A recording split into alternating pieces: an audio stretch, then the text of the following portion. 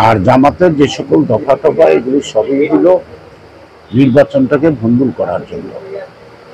ওরা আওয়ামী লীগ নাই, এই কারণে বিএনপি ক্ষমতা আসবে, এটা তারা সহ্য করতে পারে না। আমি জানি কিয়ামত পর্যন্ত বাংলাদেশে জামাত কখনো রাষ্ট্রীয় ক্ষমতায় আসবে না। অন্য দল আসবে, কিন্তু ওরা আসবে না, এটা শিওর। ওরা পাকিস্তানের যখন আন্দোলন হয় তখন পাকিস্তান আন্দোলন ওরা বিরোধিতা করছে।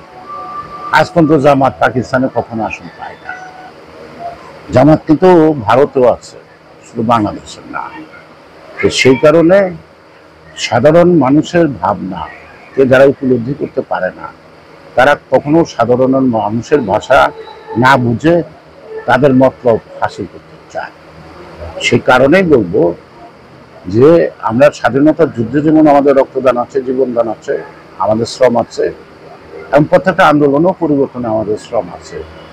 যারা বেসিক ৭১ সালকে স্বীকার করে না, যারা স্বাধীনতাকে স্বীকার করে না, যারা বলে পাকিস্তান ভারতের যুদ্ধ হয়েছে, স্বাধীনতার যুদ্ধ হয় না, তাদের কথা শোনা, গুরুত্ব দেওয়ার সময় বাংলাদেশের মানুষের নাই।